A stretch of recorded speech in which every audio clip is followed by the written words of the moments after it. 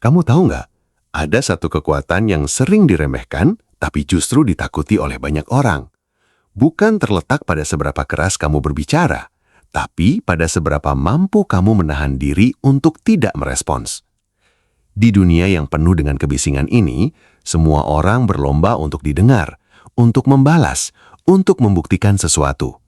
Tapi stoikisme mengajarkan hal yang berlawanan.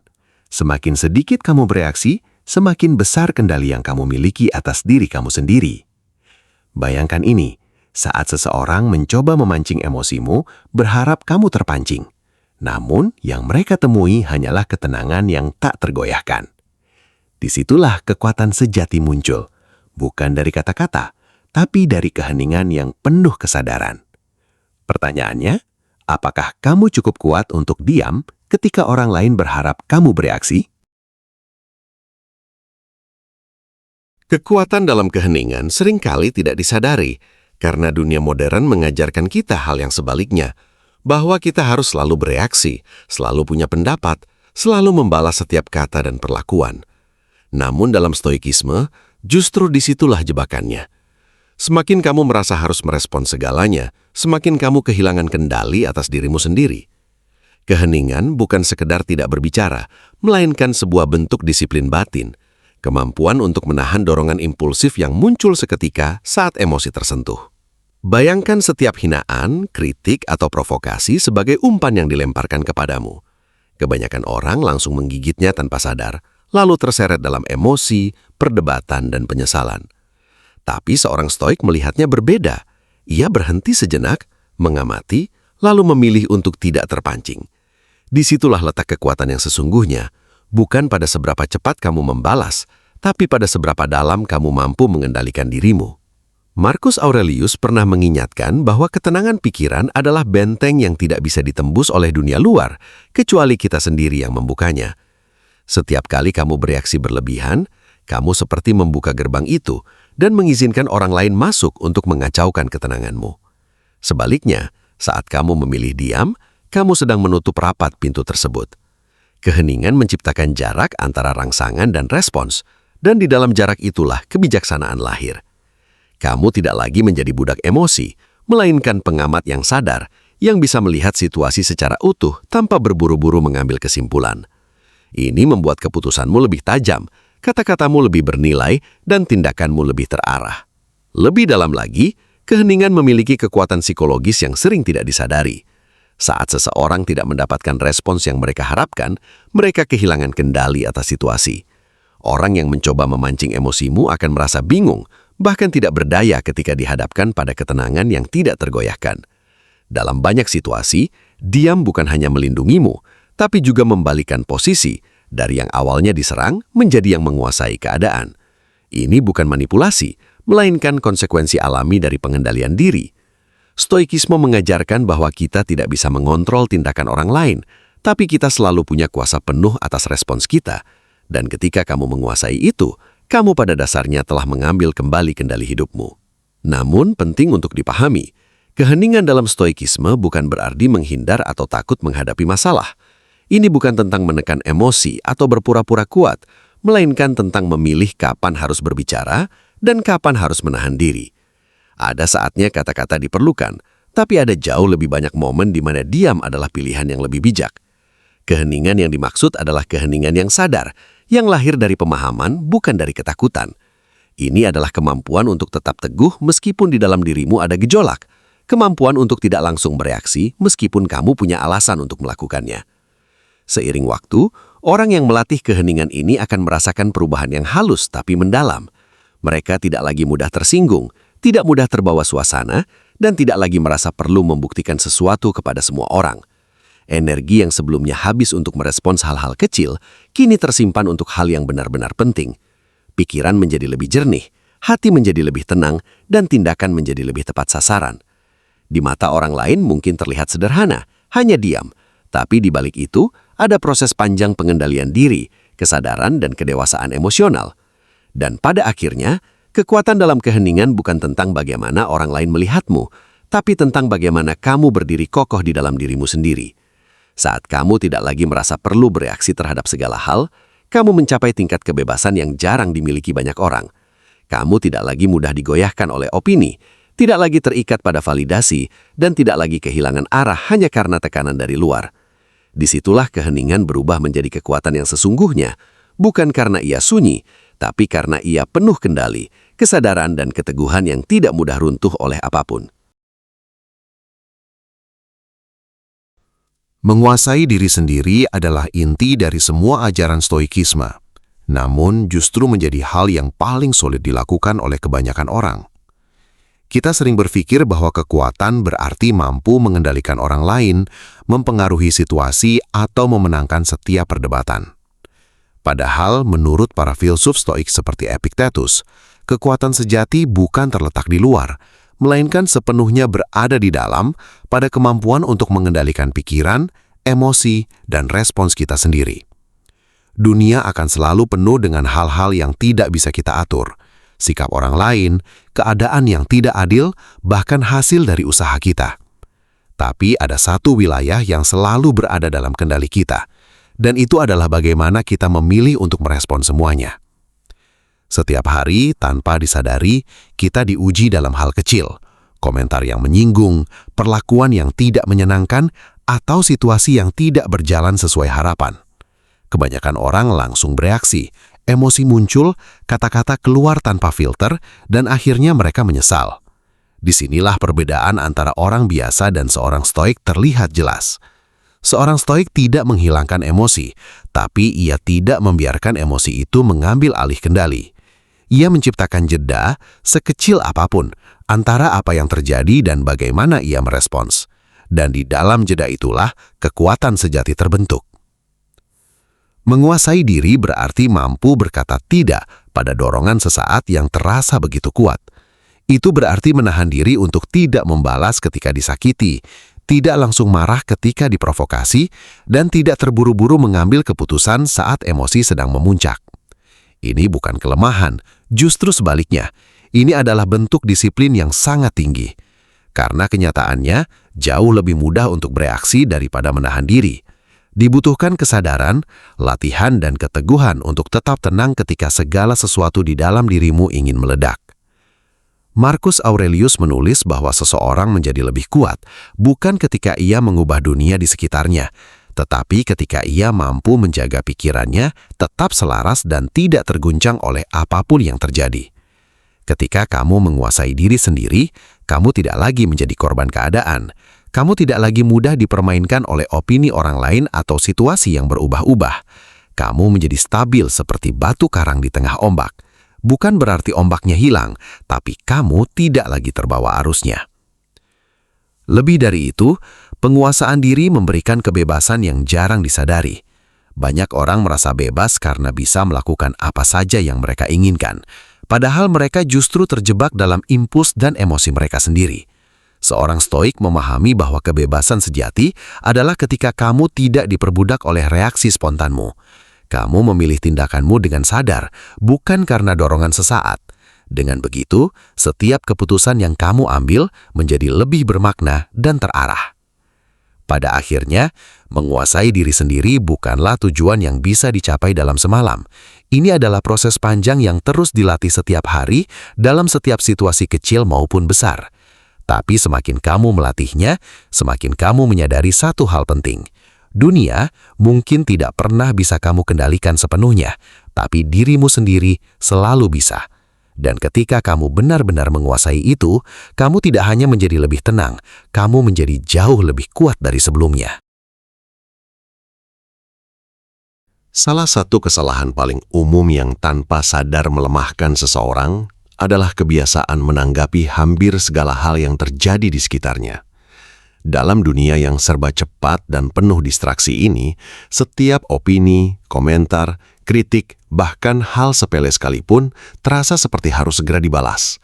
Namun stoikisme justru mengajarkan prinsip yang bertolak belakang. Tidak semua hal pantas mendapatkan perhatianmu, apalagi responsmu.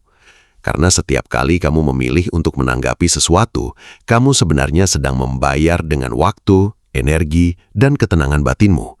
Dan tidak semua hal layak dibayar dengan harga itu. Bayangkan berapa banyak energi yang terbuang hanya untuk memikirkan perkataan orang lain, komentar di media sosial, atau situasi kecil yang sebenarnya tidak berdampak besar dalam hidupmu. Hal-hal ini sering terlihat penting di momen itu, tapi jika dilihat dari jarak yang lebih luas, semuanya terasa sepele. Seorang stoik melatih dirinya untuk melihat dengan perspektif yang lebih tinggi. Apakah ini akan tetap penting besok, minggu depan, atau bahkan setahun lagi? Jika jawabannya tidak, maka meresponsnya hanya akan menguras energi tanpa memberi nilai nyata. Epictetus pernah menekankan bahwa jika seseorang berbicara buruk tentangmu, kamu punya dua pilihan, membuktikan mereka salah dengan hidupmu atau membuang waktumu untuk membalas mereka. Kebanyakan orang memilih yang kedua karena dorongan ego yang ingin selalu benar dan diakui. Padahal semakin kamu merasa harus merespon semuanya, semakin kamu terjebak dalam permainan yang bukan milikmu.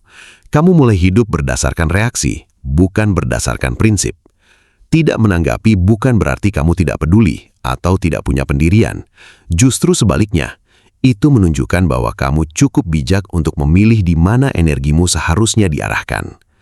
Ada kekuatan besar dalam kemampuan untuk mengabaikan hal-hal yang tidak penting. Ini bukan tentang menghindari, melainkan tentang memilah. Seperti seorang penjaga gerbang, kamu menentukan apa yang boleh masuk ke pikiranmu dan apa yang harus ditinggalkan di luar.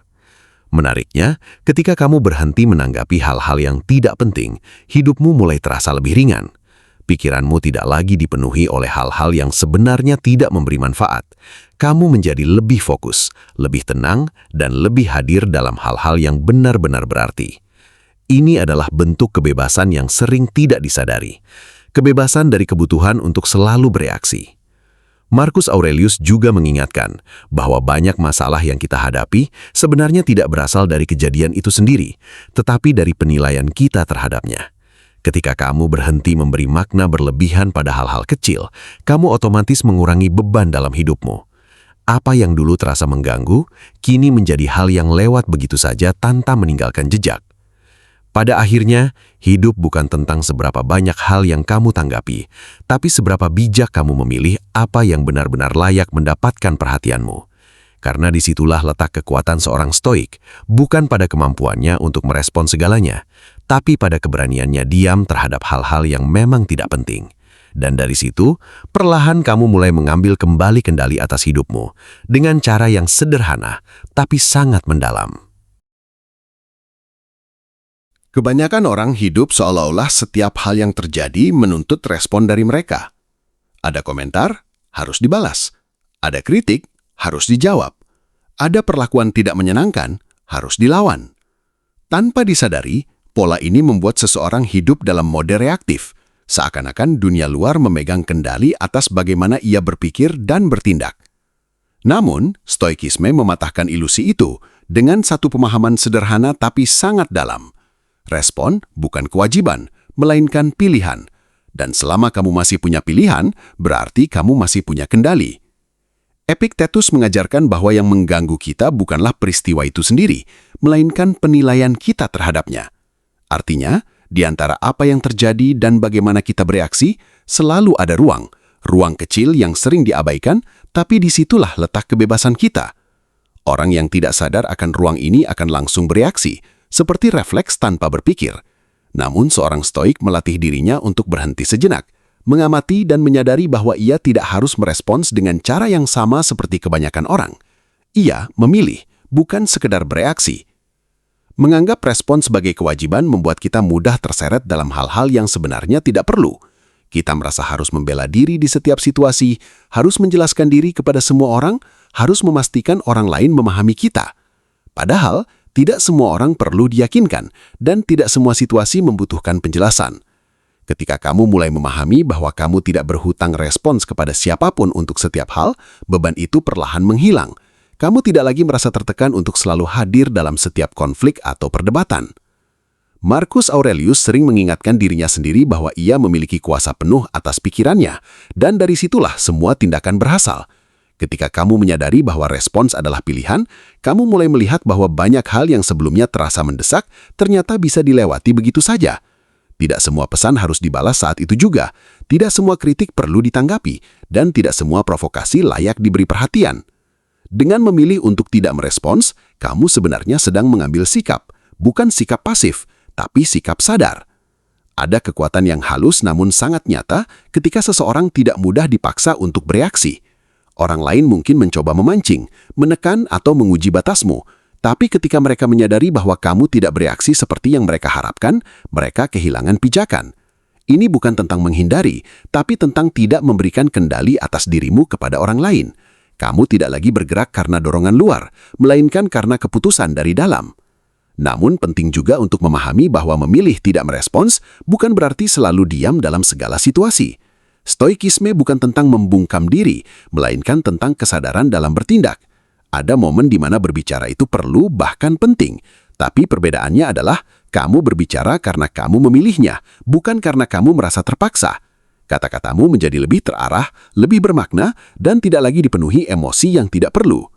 Seiring waktu, memahami bahwa respons adalah pilihan akan mengubah cara kamu menjalani hidup. Kamu menjadi lebih tenang, tidak mudah tergoncang, dan tidak lagi merasa harus terlibat dalam segala hal. Hidupmu tidak lagi dikendalikan oleh apa yang terjadi di luar, tapi oleh bagaimana kamu memilih untuk menanggapinya. Dan disitulah letak kekuatan yang sesungguhnya, bukan pada seberapa banyak kamu bereaksi, tapi pada seberapa sadar kamu dalam memilih kapan harus melakukannya. Ada jenis kekuatan yang tidak perlu ditunjukkan secara terang-terangan, tidak perlu dibuktikan dengan kata-kata keras atau sikap dominan, namun justru paling terasa kehadirannya. Itulah wibawa yang lahir dari ketenangan. Dalam pandangan Stoikisme, seseorang yang benar-benar kuat bukanlah yang paling berisik atau paling reaktif, melainkan yang paling stabil dalam menghadapi tekanan. Ketika orang lain mudah terpancing, gelisah, atau emosional, seorang stoik tetap tenang, seolah memiliki pusat yang tidak bisa diguncangkan oleh apapun di luar dirinya. Dan anehnya, justru ketenangan itulah yang membuat orang lain memperhatikannya. Kebanyakan orang mengira wibawa datang dari kekuasaan, status, atau kemampuan untuk mendominasi orang lain. Padahal semua itu bisa runtuh dalam sekejap ketika emosi tidak terkendali. Seseorang bisa terlihat kuat saat semuanya berjalan sesuai keinginannya. Tapi begitu keadaan berbalik, sikap aslinya mulai terlihat. Disinilah perbedaan nyata muncul. Orang yang bergantung pada situasi akan berubah-ubah, sementara orang yang menguasai dirinya tetap konsisten. Ketenangan menjadi fondasi yang tidak mudah retak, bahkan ketika dunia di sekitarnya sedang tidak stabil. Marcus Aurelius menulis banyak hal tentang menjaga ketenangan pikiran di tengah kekacauan dunia. Baginya, pikiran yang tenang adalah sumber kekuatan yang tidak bisa disentuh oleh opini atau tindakan orang lain. Ketika kamu tidak mudah bereaksi, tidak mudah tersinggung, dan tidak terburu-buru dalam mengambil keputusan, kamu menciptakan kesan yang dalam, bukan karena kamu berusaha terlihat kuat, tapi karena kamu memang tidak mudah digoyahkan. Orang lain mungkin tidak selalu mengerti, tapi mereka bisa merasakannya. Ketenangan juga memiliki efek psikologis yang kuat dalam interaksi sosial. Saat seseorang mencoba memancing emosimu dan kamu tidak bereaksi seperti yang diharapkan, situasinya langsung berubah. Mereka yang awalnya merasa memiliki kendali mulai kehilangan arah karena tidak mendapatkan respons yang mereka incar. Sementara itu, kamu tetap berada di posisi yang stabil, tidak terbawa arus. Tanpa perlu mengatakan apapun, kamu sudah menunjukkan bahwa dirimu tidak mudah dipengaruhi. Inilah bentuk wibawa yang tidak dibuat-buat, melainkan muncul secara alami dari pengendalian diri. Namun ketenangan ini bukan berarti tidak peduli atau dingin terhadap segala hal. Justru sebaliknya, ini adalah bentuk kepedulian yang lebih dalam, kepedulian terhadap dirimu sendiri agar tidak dikuasai oleh emosi sesaat. Seorang stoik tetap merasakan emosi, tapi ia tidak membiarkan emosi itu menguasai tindakannya. Ia tetap bisa tegas tanpa marah, tetap bisa berbicara tanpa kehilangan kendali, dan tetap bisa menghadapi konflik tanpa menjadi bagian dari kekacauan itu sendiri. Seiring waktu, orang yang menjaga ketenangan seperti ini akan mulai dipandang berbeda, bukan karena mereka mencari perhatian, tapi karena kehadiran mereka membawa stabilitas. Di tengah keramaian yang penuh reaksi berlebihan, ketenangan menjadi sesuatu yang langka, dan justru karena kelangkaannya, ia memiliki nilai yang tinggi. Orang akan lebih mendengarkan ketika kamu berbicara, lebih menghargai ketika kamu bertindak, karena mereka tahu bahwa semuanya datang dari kesadaran, bukan dari emosi sesaat. Pada akhirnya, wibawa sejati tidak dibangun dari apa yang kamu tunjukkan keluar, tapi dari apa yang kamu jaga di dalam. Ketika pikiranmu tenang, responsmu terukur, dan emosimu terkendali, kamu tidak perlu berusaha terlihat kuat. Kekuatan itu akan terlihat dengan sendirinya. Dan disitulah ketenangan berubah menjadi sesuatu yang jauh lebih dari sekedar sikap. Ia menjadi identitas, menjadi cara kamu hadir di dunia, dan menjadi sumber wibawa yang tidak mudah tergantikan oleh apapun. Banyak orang mengira bahwa kekuatan ditunjukkan dengan selalu siap menghadapi konflik, membalas setiap serangan, dan memenangkan setiap perdebatan. Namun, stoikisme justru melihatnya dari sudut yang lebih dalam. Bukan semua konflik layak dimenangkan, dan tidak semua pertempuran perlu diikuti. Ada konflik yang memang penting dan harus dihadapi, tapi jauh lebih banyak yang sebenarnya tidak membawa nilai apapun selain menguras energi, waktu, dan ketenangan batin. Disinilah kebijaksanaan seorang stoik diuji, bukan pada keberaniannya untuk melawan, tetapi pada kemampuannya untuk memilih mundur dari hal-hal yang tidak perlu. Seringkali konflik bermula dari hal kecil, perbedaan pendapat, nada bicara yang salah ditafsirkan, atau komentar yang terasa menyinggung. Hal-hal ini, jika langsung direspon secara emosional, bisa dengan cepat membesar menjadi pertikaian yang tidak proporsional. Kebanyakan orang terjebak dalam siklus ini karena dorongan untuk selalu membela diri dan tidak mau kalah. Ego mengambil alih, dan tanpa disadari mereka sudah terlibat dalam konflik yang sebenarnya bisa dihindari sejak awal. Seorang stoik memahami bahwa tidak semua hal perlu ditanggapi, dan dengan menahan diri di momen awal, ia seringkali mencegah konflik sebelum sempat tumbuh. Epictetus mengajarkan bahwa jika seseorang berhasil membuatmu marah, itu berarti mereka telah mengambil alih kendali atas dirimu. Dari sudut pandang ini, setiap konflik emosional yang tidak perlu sebenarnya adalah bentuk kekalahan, bukan karena kamu kalah argumen, tapi karena kamu kehilangan kendali atas dirimu sendiri. Maka, menghindari konflik bukanlah tanda kelemahan, melainkan strategi untuk mempertahankan kendali tersebut. Kamu tidak lari dari masalah, kamu hanya menolak untuk masuk ke dalam permainan yang tidak memberimu keuntungan apapun. Menariknya, dengan tidak terlibat dalam konflik yang tidak perlu, kamu justru menjaga energimu untuk hal-hal yang benar-benar penting. Hidup ini terbatas, dan energi mental kita juga tak terbatas. Setiap perdebatan yang tidak bermakna, setiap emosi yang meledak sia-sia, semuanya mengurangi kapasitasmu untuk fokus pada tujuan yang lebih besar. Seorang stoik memilih dengan sangat hati-hati di mana ia akan berperang, dan seringkali kemenangan terbesar justru datang dari keputusan untuk tidak bertarung sama sekali. Marcus Aurelius sering mengingatkan bahwa banyak orang bertindak berdasarkan ketidaktahuan, bukan niat jahat. Dengan memahami ini, kemarahan perlahan berubah menjadi pemahaman. Ketika kamu melihat bahwa orang lain mungkin hanya bereaksi dari luka, kebiasaan, atau keterbatasan mereka sendiri, keinginan untuk membalas menjadi berkurang. Ini tidak berarti kamu membenarkan tindakan mereka, tapi kamu memilih untuk tidak membiarkan tindakan itu merusak ketenanganmu. Namun, penting untuk dibedakan antara menghindari konflik yang tidak perlu dengan menghindari tanggung jawab. Stoikisme tidak mengajarkan untuk diam dalam ketidakadilan atau membiarkan hal penting berlalu begitu saja. Ada saatnya kamu harus berdiri teguh dan berbicara. Tapi perbedaannya terletak pada niat dan kesadaran. Kamu bertindak bukan karena emosi, melainkan karena prinsip. Kamu tidak bereaksi secara impulsif, tapi merespon dengan tujuan yang jelas. Pada akhirnya, kemampuan untuk menghindari konflik yang tidak perlu adalah bentuk kedewasaan yang tidak banyak dimiliki. Ini bukan tentang menjadi lemah atau takut, tapi tentang memahami bahwa tidak semua hal layak mendapatkan bagian dari hidupmu. Dengan memilih untuk tidak terlibat dalam hal-hal yang sia-sia, kamu menjaga dirimu tetap utuh, tetap tenang, dan tetap fokus. Dan disitulah letak kekuatan seorang stoik, bukan pada seberapa sering ia bertarung, tapi pada seberapa bijak ia memilih kapan harus melakukannya. Pada akhirnya, semakin kamu memahami kekuatan dalam menahan diri, kamu akan mulai melihat dunia dengan cara yang berbeda. Hal-hal yang dulu terasa harus dibalas, kini tampak tidak lagi layak untuk menyita perhatianmu. Kamu tidak lagi terburu-buru untuk berbicara, tidak lagi merasa perlu menjelaskan dirimu kepada semua orang. Dan perlahan, kamu menyadari sesuatu yang jarang disadari banyak orang. Kekuatan terbesar bukan terletak pada seberapa keras kamu bersuara, tapi pada seberapa dalam kamu mampu menguasai dirimu sendiri. Di titik itu, keheningan bukan lagi sekedar diam. Ia menjadi bentuk kendali, menjadi perlindungan, sekaligus menjadi kekuatan yang membuatmu tidak mudah digoyahkan oleh apapun di luar dirimu.